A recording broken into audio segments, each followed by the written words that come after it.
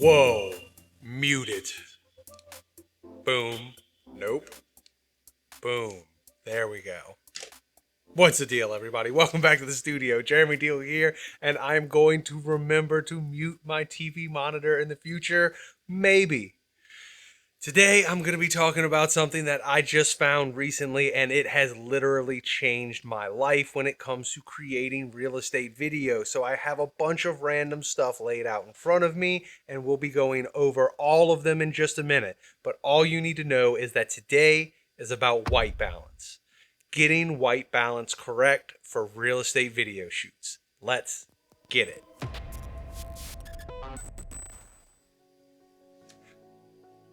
So, you've been around the block a few times and you know what this is, huh? The color checker passport. If you are new to video work, maybe you don't know what this is, and if you've been doing video work for a long time, or photo work in particular, which is where I learned about this, then maybe you do know about it. For photo work, I do really love this color passport checker, and it is the thing I use the most, but believe it or not, it is not the tool we will be talking about today, though we'll be kind of talking about it for just a moment. Really, we're going to talk about the three main tools out there to catch white balance and which one I personally think is the absolute best for real estate video and why.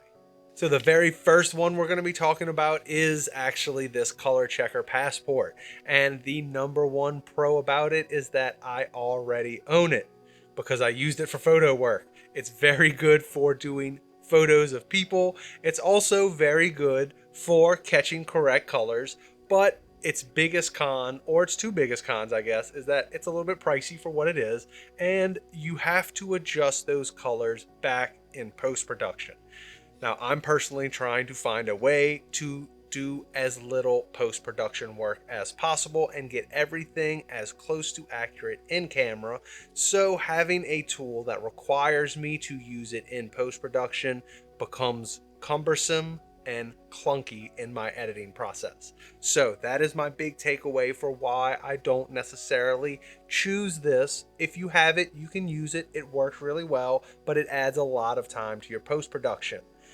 The next thing we're going to be talking about is the most common, and it's the gray card. And there's the color checker part. So this thing's pretty cool because it has the color checker part and it has the gray card part. So the gray card is what we're going to be talking about next. The number one thing about the gray card is that they are dirt cheap. It is a plus. There are so many different variants of this thing.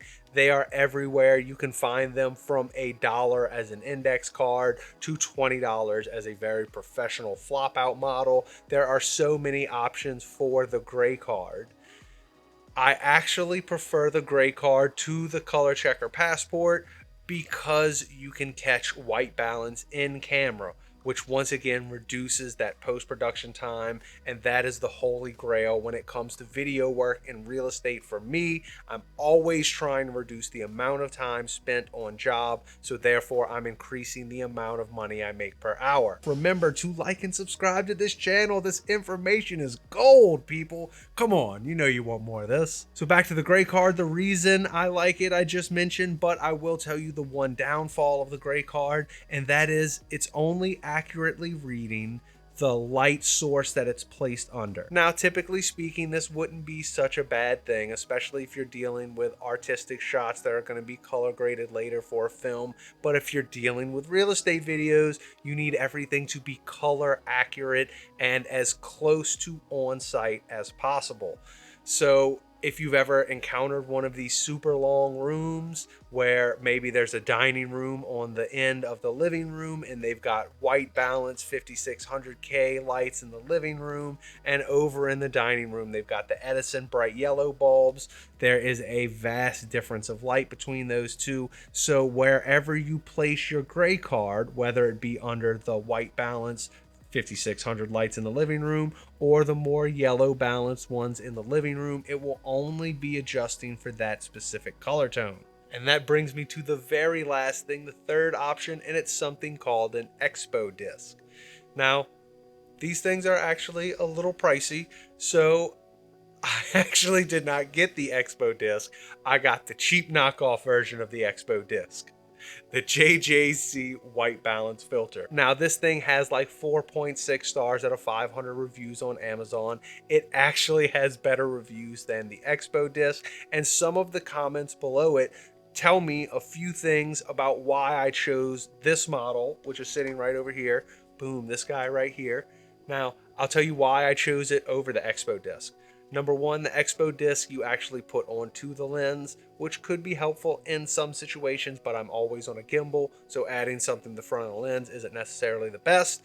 What I like about this is it has a little handle, it fits in my back pocket nicely, and what else is nice about this is it's larger than the Expo disc, so it fits the wide angle lenses much better. It goes right over, covers the entire wide angle lens, makes it the whole process very easy.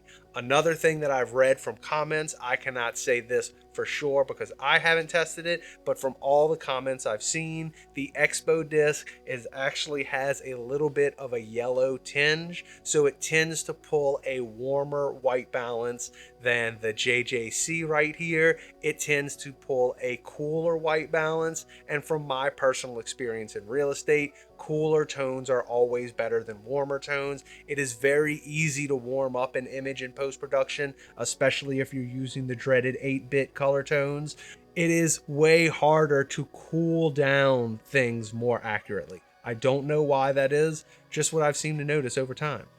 So if you're curious why I chose this over the other two methods, is because the way this works, I know it might be a little hard to see, so I'll bring it in nice and close for you. See?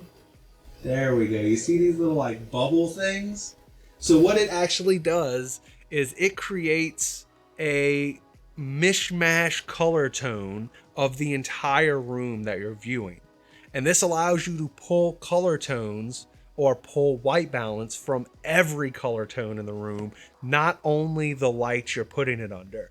That means it's factoring in the wall colors, it's factoring in the window light, it's factoring in the floor reflection, it's factoring in every single color in the room, which is why I find it more useful and easier to use than the gray card. Another reason is that it allows me to pull white balance directly in camera, and it has quite literally reduced my editing time back home on my rig by half. No more color reproduction work, no more fine tuning these colors to try and get them as accurate as possible. Every room that I shoot, I drop this guy in front of the lens, set custom white balance, stick it back in my pocket, rock and roll. It has saved so much time, and it only takes me a few extra moments on site. And when I say a few extra moments, I mean maybe 2 minutes total for the entire shoot. But to save me double my editing time when I get back home, huge, huge, huge win. That's all I got for you. I highly recommend buying this knockoff, cheap, $15 JJC filter for pulling white balance tones on site, especially for real estate video work. Oh, it saved me so much time. Trust me, just get it. I'll put a link down below. It is super easy, super efficient, better than the color checker, better than the gray card. It's better than everything I've used on site so far. As always, keep rocking and rolling. Enjoy what you're doing. Make smart business decisions. Spend $15. Trust me, you will love it. And if you don't, complain about it in the comments below. I'll catch you next time.